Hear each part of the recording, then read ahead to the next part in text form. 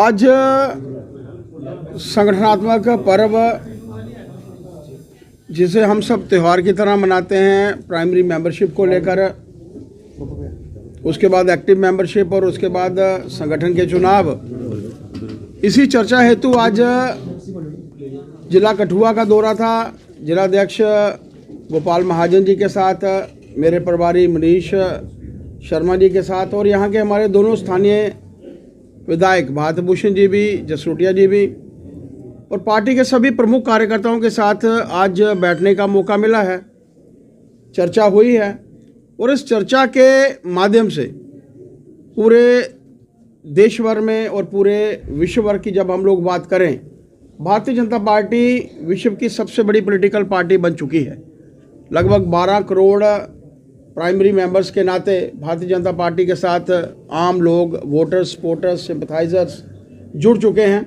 उसी के हेतु जम्मू कश्मीर में भी चूँकि असेंबली के चुनाव थे, हमारा संगठनात्मक चुनाव जो था वो लेट हुआ। 6 नवंबर से इसकी शुरुआत हुई थी और 15 दिसंबर तक इसको हम लोग समापन की तरफ अग्रसर हैं ताकि एक्टिव मेंबरशिप कर सकें और उसके बाद संगठनात्मक चुनाव जो हैं वो हो सके। इसी प्रक्रिया को लेकर आज कठुआ का दौरा था।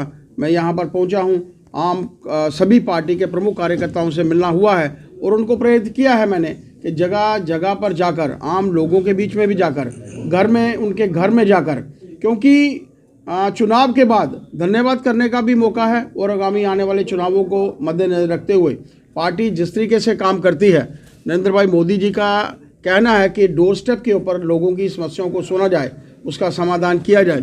उसी के अंतर्गत पार्टी के कार्यकर्ता जो है घर घर में जाकर मेंबरशिप करे, इसको लेकर यह विषय हम सब कार्यकर्ताओं के बीच में रखा है और मेरा मानना है कि अच्छा वातावरण से हम लोग अपने संगठनात्मक चुनाव भी जो है कराने में सफल होंगे। नया एक योजना जो है प्रधानमंत्री द्वारा बिजली फ्री की जो है वो लॉन्च की गई है, उस पर आपका कहना है?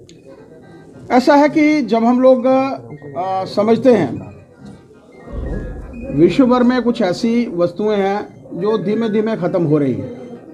पानी को हम लोग प्रॉपर यूटिलाइज नहीं करते, वो ख़त्म हो रहा है। इसी तरीके से बिजली का भी, बिजली में भी ऐसे प्रावधान है कि अगर हम लोग इसकी प्रॉपर यूटिलाइजेशन नहीं करेंगे तो कमी होगी, क्योंकि पानी की जब कमी होगी तो इस रिसोर्सेज भी कमी होगी।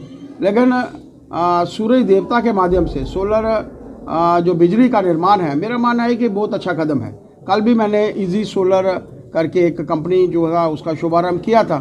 बहुत अच्छी सब्सिडी है और इसके माध्यम से लगभग ज़ीरो बिल जो है, पावर बिल लोगों को आएगा। मेरा एक ऐसा मानना है। सरकार भी इसी की तरफ काम कर रही है और देश के प्रधानमंत्री जी ने जो आह्वान किया है, मेरा मानना है कि एक बहुत अच्छा कदम है। इसकी तरफ मैं आप मीडिया बंधुओं के माध्यम से भी सबके ध्यान में लाना चाहता हूँ कि इस विषय को हम लोगों को देखना चाहिए, क्योंकि सूरज की रोशनी से हम लोग उसको बिजली में कन्वर्ट कर सकते हैं और मात्र 0 बिल। मेरा मानना है कि कभी तो ये भी हो सकता है कि हम लोग उससे प्रॉफिट भी जो है वो अर्न कर सके। मेरा एक ऐसा मानना है कि बहुत अच्छा प्रयास प्रधानमंत्री जी का। जम्मू कश्मीर में जिस तरह से रिजर्वेशन पॉलिसी को लेकर एनसी के जो एमपी हैं वो भी सवाल उठा रहे हैं, किस तरह से देखते हैं? रिजर्वेशन काफ़ी बढ़ गई और ओपन मैरिट को बड़ा नुकसान पहुँच रहा है, एस्पिरेशंस की यही। ऐसा है कि रिजर्वेशन, जब यहाँ के जो नेता हैं, स्थानीय नेता हैं, ये यहाँ पर अशांति के माहौल के लिए आए हैं।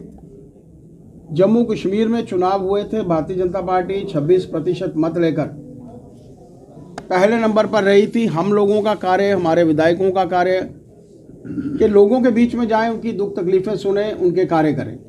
लेकिन ये लोग नहीं चाहते। आप लोगों ने असेंबली का पहला दिन देख लिया, रेजोल्यूशन लाया गया और समझते हैं कि ये रेजोल्यूशन कोई मूल्य नहीं रखता, उसके बावजूद उसको लाया गया और उसको आनन फानन में यस नो करके उसको पारित किया गया।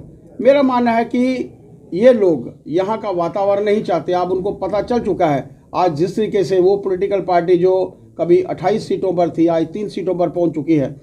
भारतीय जनता पार्टी 26% मत लेकर और नेशनल कॉन्फ्रेंस 23% मत लेकर और कांग्रेस जो अपने आप को देश की सबसे बड़ी पॉलिटिकल पार्टियों में एक समिति है, 12% मत लेकर ये लोग जो हैं यहाँ पर आए हैं।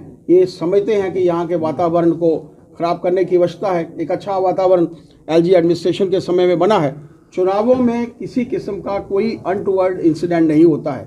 ये अपने आप में एक मिसाल है और यहाँ का वातावरण, जैसे मैंने कहा, असेंबली में विषय को लेकर, और असेंबली जो थी जिसमें कोई प्रॉपर डिस्कशन, जो पॉजिटिव डिस्कशन हम लोग चाहते थे, जो कंस्ट्रक्टिव वातावरण में हमारे लोग काम करना चाहते थे, उससे हम उन लोगों को जो है वो वंचित करते हैं।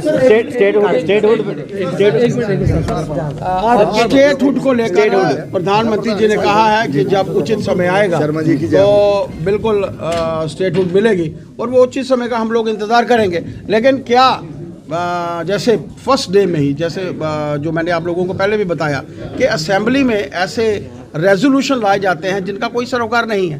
क्या हम लोग चाहते हैं कि 370 को वापस लाके हमारी मातृशक्ति का हक छीने, 35A को लाकर अपनी मातृशक्ति को हम लोग उनके अधिकारों से वंचित करना चाहते हैं। वेस्टर्न पाकिस्तान के रिफ्यूजी यहाँ आकर सेटल हुए, 370 हटा, उनको उनका हक मिला। आज हम उस 370 को लाकर उनका हक छीनना चाहते हैं। कांग्रेस को, नेशनल कॉन्फ्रेंस को, PDP को कटघरे में खड़े करने की आवश्यकता है। यहाँ की लोगों की दुख तकलीफ दूर करने के बजाय उनको बढ़ाने का प्रयत्न कर रहे हैं। 370 लाकर ये 100 परिवार हैं जो इसका फ़ायदा शुरू से लेकर आज तक करते रहे। कभी मीडिया प्रूव करे, और मेरा तो मानना है कि मीडिया को ही खुलकर सामने आना चाहिए। कभी प्रूव करिए, आपके ध्यान में आएगा कि मात्र वो 100 परिवार थे जो इसका फ़ायदा ले रहे थे। आज उनको मुंह की खानी पड़ी है। आगामी आने वाले चुनावों में, चाहे वो पंचायतों के चुनाव हैं, चाहे वो लोकल बॉडीज़ के चुनाव हैं, आप देखेंगे कि उनको भुगतना पड़ेगा। मैंने शुरू में बताया